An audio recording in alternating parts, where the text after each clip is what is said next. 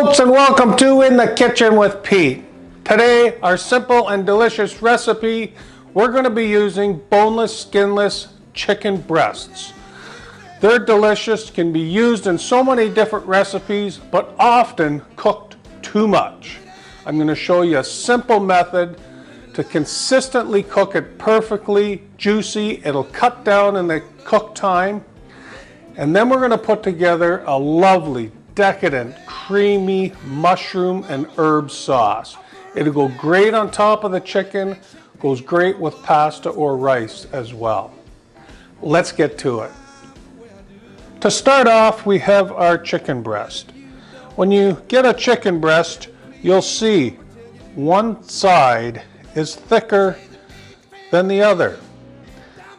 Now that's what makes it difficult to cook. So this is what we're going to do. Get a heavy Ziploc bag. Lay your chicken breast inside. And your goal here is to get it the same thickness throughout the whole chicken breast. To do this, use the flat side of a meat tenderizer, or I have this large rubber mallet that I find just works perfect. You want to tap this, you don't want to smash it too hard, and you can see I'm focusing on the thick side here. I want it to end up the same thickness as the other side. Ultimately, I'm looking at 1/2 inch across the entire piece of chicken. And I'm just about there, that quick. It doesn't take long. It also tenderizes your chicken. And that's perfect. So we'll take this out, and you can see it's a nice thickness throughout the entire piece. Now I'm going to cut these in half, so I find they're better proportioned, about half. Now let's get to the seasoning and cooking these up. And we'll season our chicken breasts with a little bit of salt and pepper.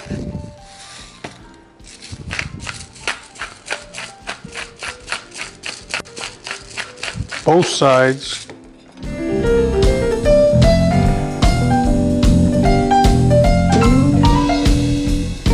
I've got my pan to a medium heat.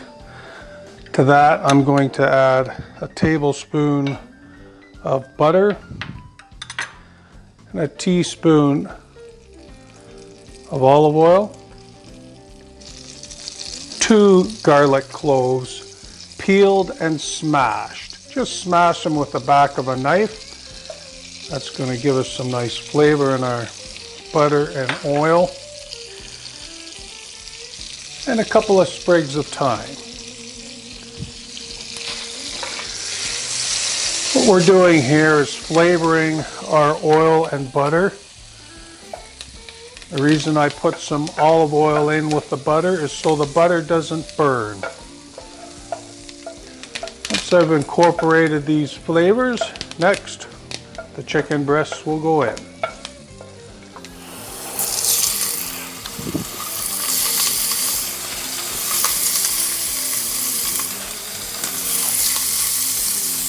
If you're using a meat thermometer, chicken is 165.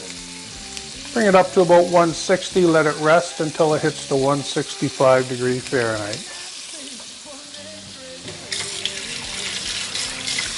Next, we're going to drizzle about a tablespoon of fresh lemon juice.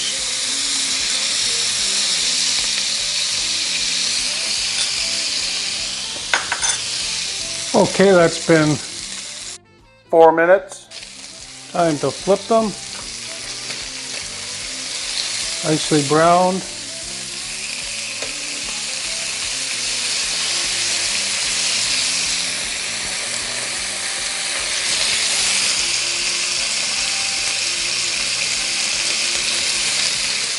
In another 4 minutes, they should be right where we want them. Okay, I've reached my 160. Time to take these out. As I said, 3 to 4 minutes aside is all they need.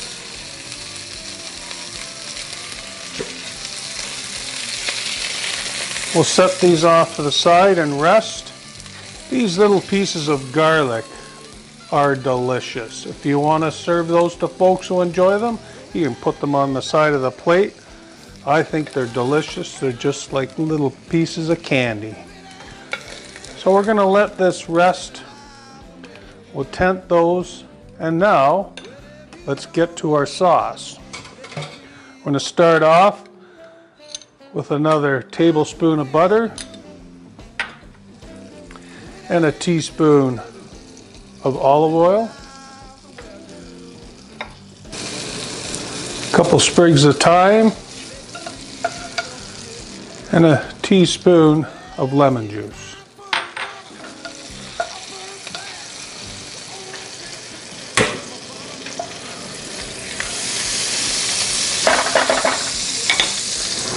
For the mushrooms, take a whole mushroom, cut it in half, and lay the flat side down, and simply cut them into slices.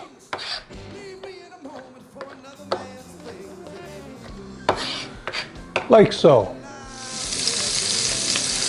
We'll get our 250 grams of diced up Cremini mushrooms. It's about 9 ounces. It was actually 9 fairly large sized Cremini mushrooms. Nicely diced up. We'll cook these for a few minutes until they start to brown up before we add any of our other ingredients.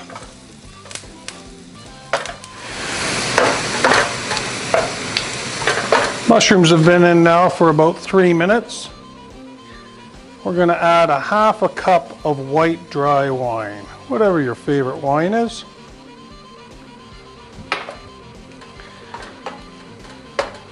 We'll let that reduce.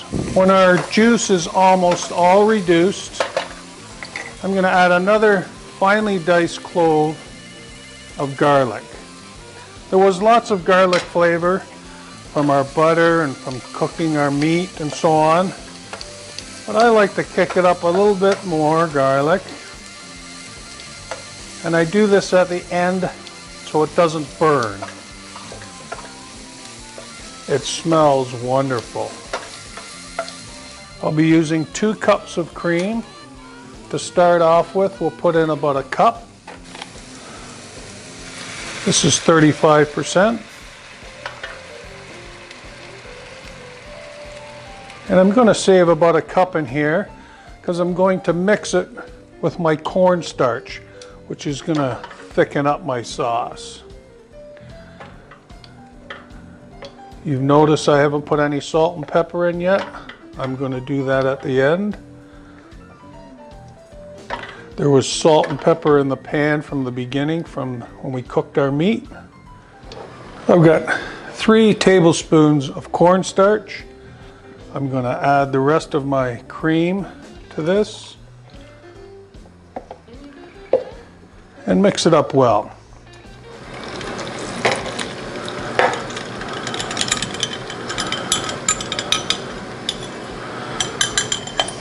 So we'll let that simmer, let that cornstarch do its work and thicken up our sauce. You can see it thickening up now. Just going to give that a little taste and we'll see if it needs some salt and pepper.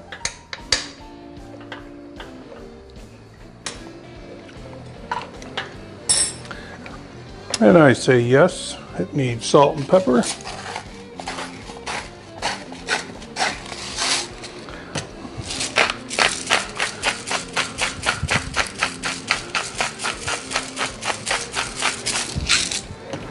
And the last thing, we'll put in some fresh chopped parsley. Give it some nice color. And that's it. Time to plate it up. Living life the way I do. Well, if you don't know. Well, that was another simple and delicious recipe. Let me make mention of this sauce before I try the goods. The sauce keeps in the fridge for several days. When you want to warm it up, just thin it out with a little bit of milk until you get your desired consistency. Just put a little bit at a time and warm it up in a pan. It's not only good on chicken, but it's delicious on pork chops, and you imagine it on top of a nice char-grilled ribeye. The choices are endless. I've got it also here on some egg noodles. Goes good with rice. Well, I'm going to give it a try, and I hope you get to try it with your friends and family. I think I'll try the noodles first. Oh. Mushrooms. Creamy. Now let's try the chicken. A nice chunk of mushroom on top.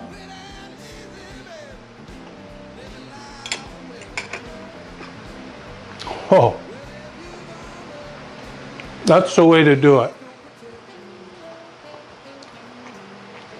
Try cooking your boneless, skinless chicken like this. You'll nail it every time. Well, thanks for watching In the Kitchen with Pete. Until next time, see ya.